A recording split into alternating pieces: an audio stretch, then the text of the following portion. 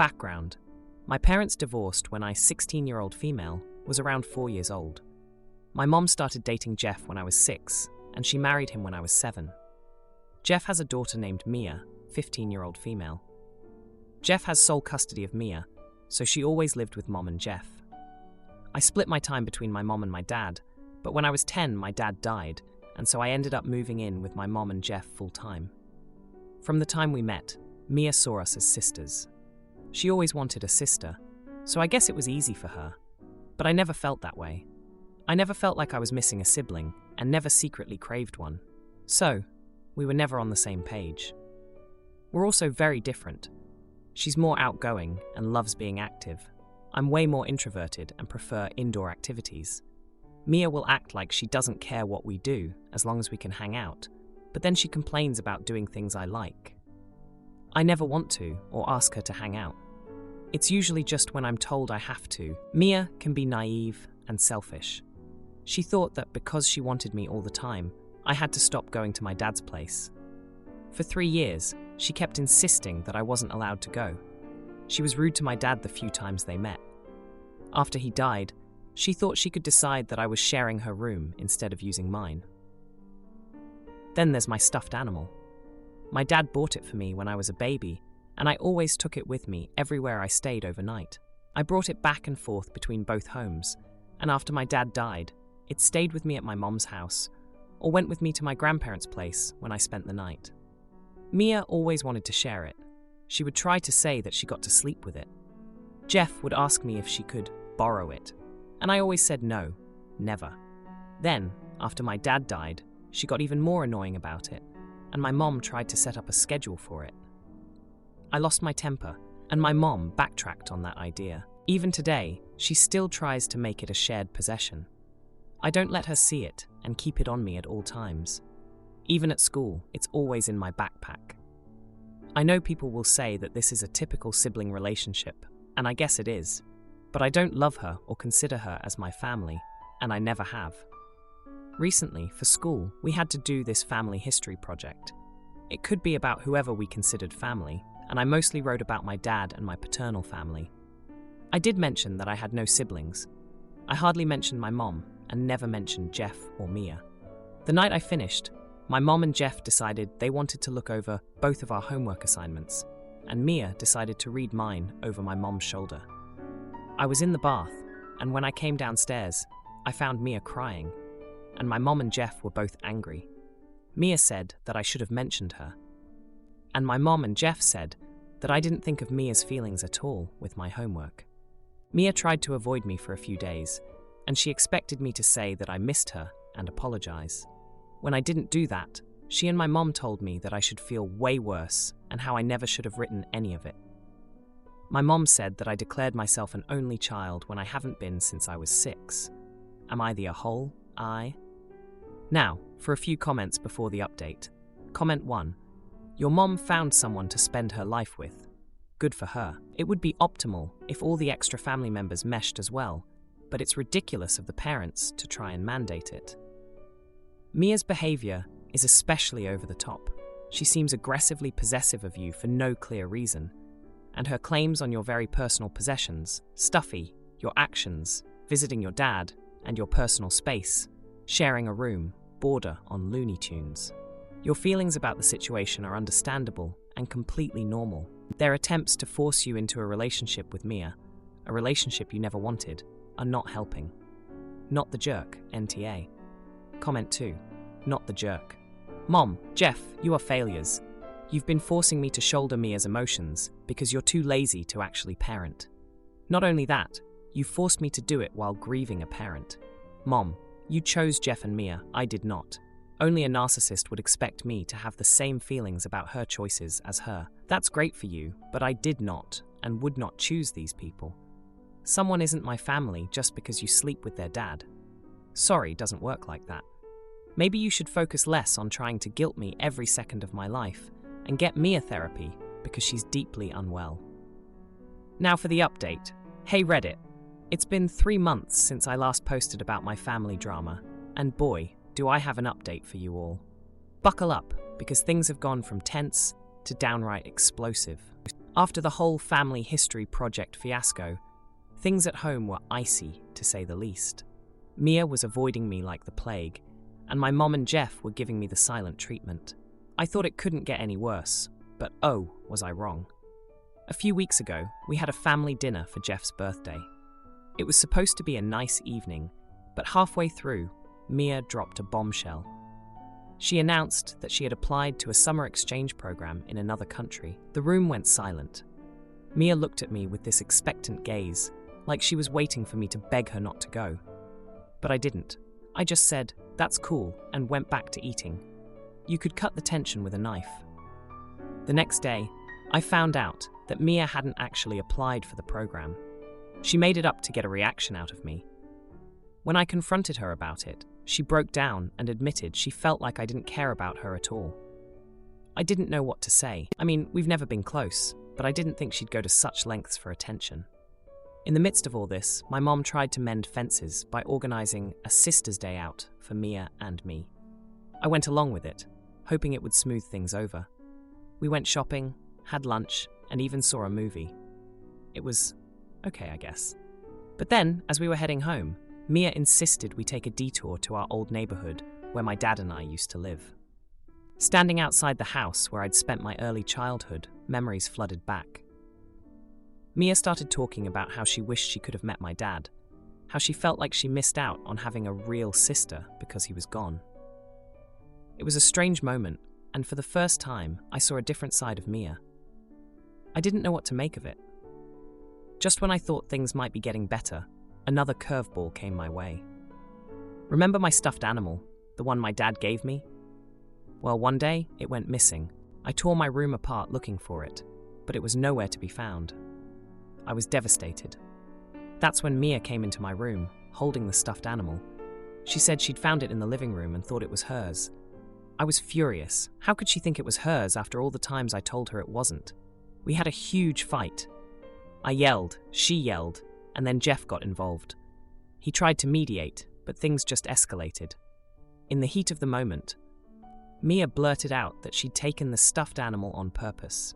She wanted to see if I'd fight for it, to prove that I cared about something that connected us through my dad. I couldn't believe it.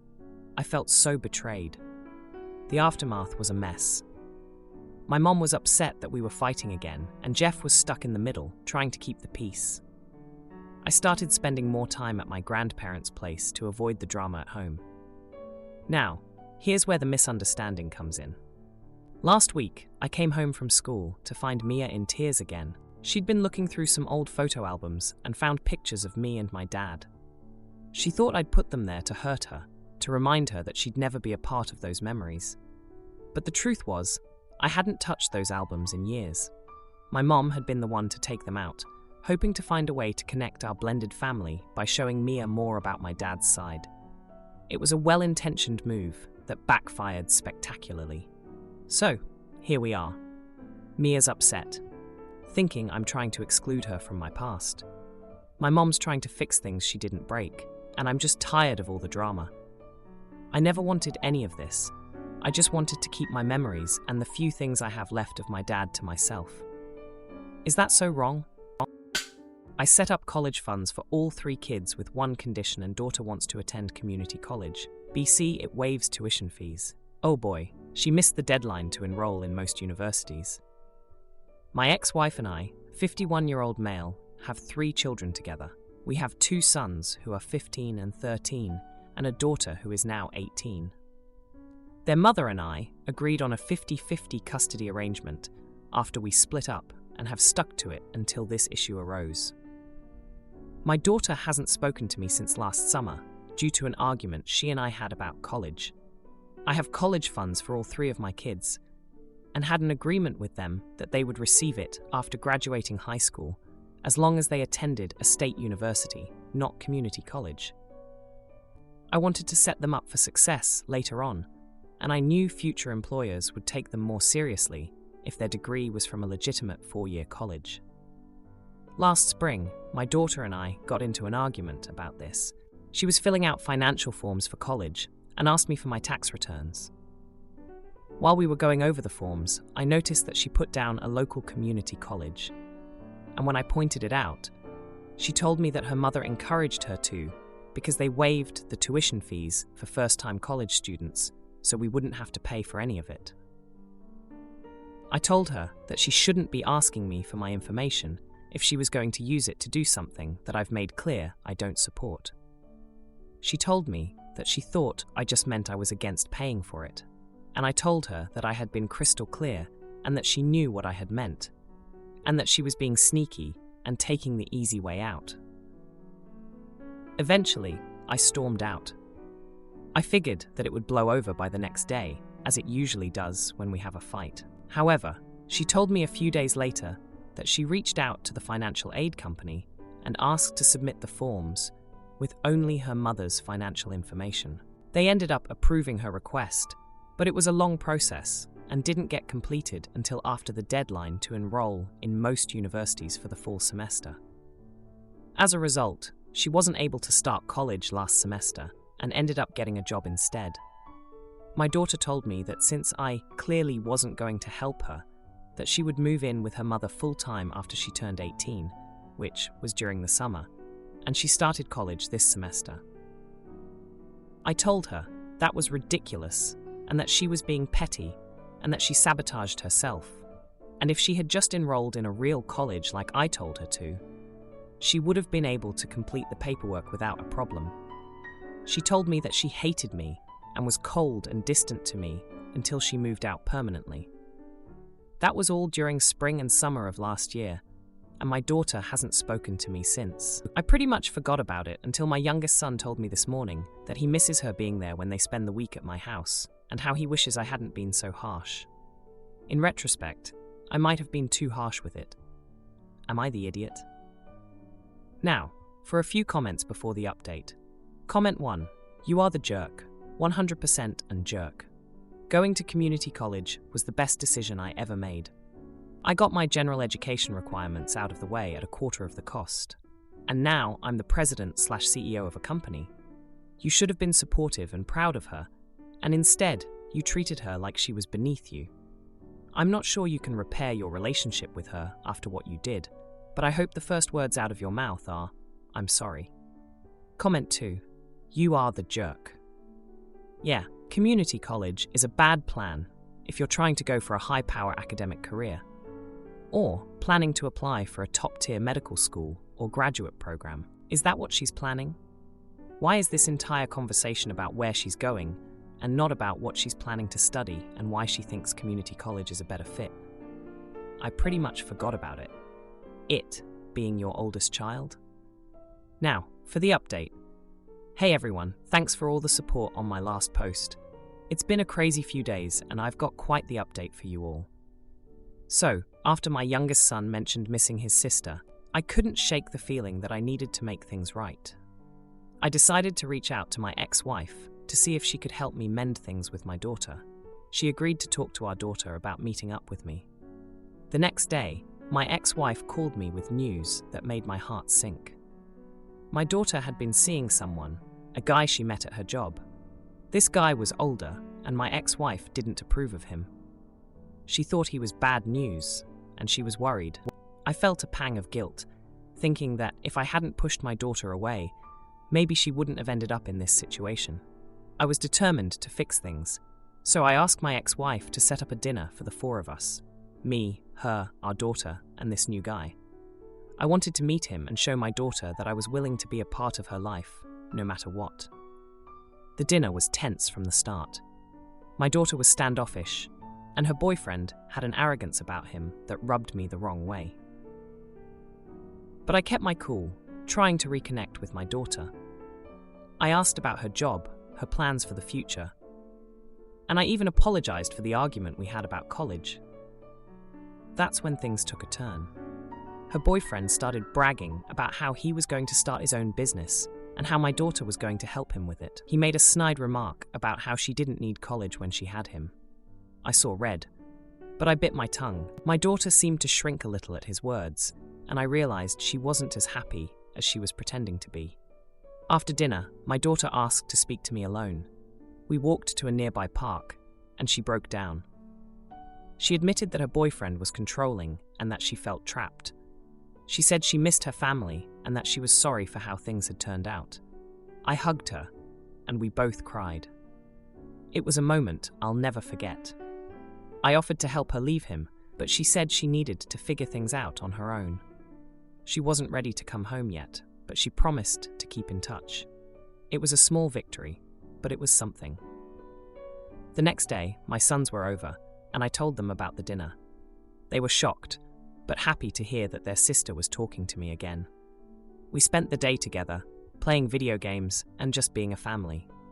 It felt like old times, and I could see the joy in their eyes, but the happiness was short-lived. That evening, my daughter called me, crying. Her boyfriend had found out about our talk and had kicked her out. She had nowhere to go. I told her to come to my house, and within an hour, she was there, her belongings in a couple of bags. She's been staying with me for the past 2 days, and it's been a joyride of emotions. We've talked a lot, and she's opened up about how she felt after our argument. She felt abandoned and like I didn't believe in her.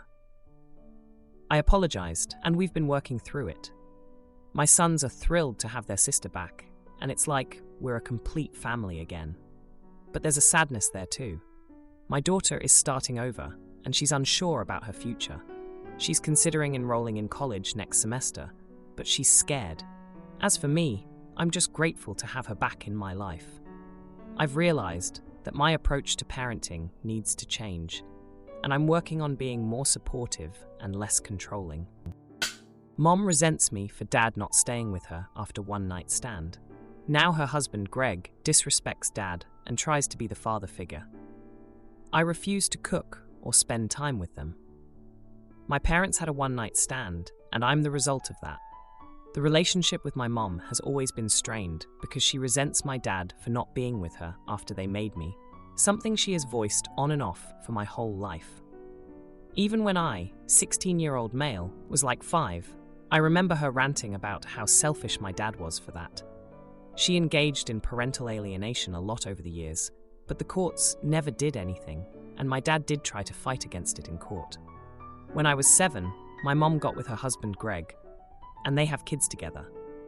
Greg is a jerk, and an even bigger jerk than my mom, which I wasn't sure was possible for a while, but you know. He has talked about my dad being really girly, and how he's worried Dad will turn me gay. He and Mom tried to sue for custody of me, stating they could give me a 2-parent home, and Greg even tried to argue that he was a better dad to me than my dad was. They lost this battle, of course, but that was the kind of nonsense they do. Greg would get upset when I told him he wasn't my dad, and I wasn't going to call him Dad or Pops. He said I should be calling him that, and I should want to be his son, since he's such a man and he's with my mom. My dad was the parent I could vent to and never hear a bad word said about Mom or Greg. He would never shame me for what I said. He wouldn't push his opinion on me. He would just listen, and he would encourage me to write about it if I needed to. He tried to put me in therapy when I was 8, but my mom blocked it, and the courts were like, just leave it be, since he's doing fine in school. Dad bought me a journal to help me write stuff out, and it helped. Greg found it in my bag one day and acted like my dad had dressed me in sexualized clothing or something. He was so disgusting about a journal being for girls and not something you give to a son. So I don't like Mom or Greg, and I really don't spend any time with their kids, aka my half-siblings. I know the kids aren't to blame, but I try spending as little time in that house as I can. My dad taught me a lot of life skills, and cooking is one of them. I also know how to sew up holes in clothes and stuff, and do general DIY stuff. I'm actually a pretty good cook, and sometimes I cook for Dad or our extended family, though usually it's with Dad's help when others are over, because he says I'm a kid and shouldn't have to do it all. A few weeks ago, Greg decided to stalk my dad's Instagram and saw posts Dad made about food I cooked for us. Greg told my mom, and they were all kinds of angry that I never cook at their house, and I have never ever helped them with dinner or fed anyone there. They told me I should be doing that stuff for them too, and I said no. They wanted one good reason why, and I told them I would never cook for people I dislike, and that's them. Mom went on about how that's Dad's fault, and Greg was yelling that I was disrespecting him in his own home. I told him to let me go home then, and they were like, no. Am I the idiot? Now, for a few comments before the update. Comment 1. I'm unsure how to go about this. Ask Dad to look into it. But you are old enough to decide where you want to live, and I'm sure a judge will take it into serious consideration after reading everything you wrote. Exactly what you need to tell the judge. They are toxic people.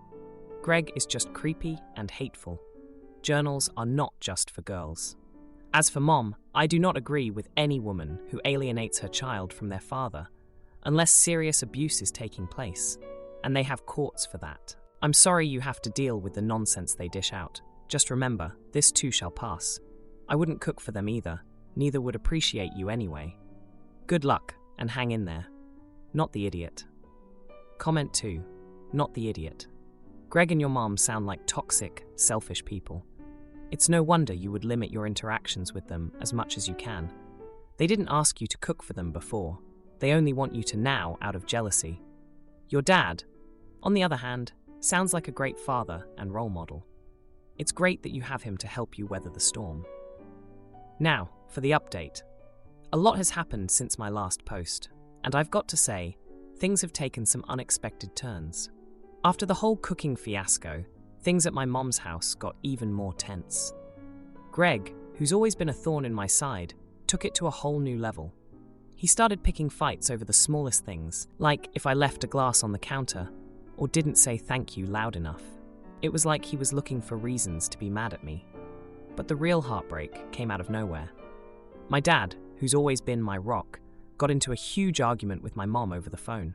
I overheard him saying that he was tired of her trying to control everything, including me. He said he was done playing nice. I'd never heard my dad raise his voice before, and it shook me to my core.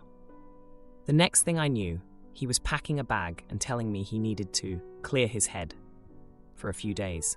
I felt like my world was falling apart. Meanwhile, my mom and Greg were on a mission to make me part of the family. They insisted I join them for family dinners and participate in household chores. One night, they even tried to force me to cook dinner for everyone. I flat out refused, which led to Greg getting in my face, his breath hot with anger. He told me I was ungrateful and that I owed them for taking care of me.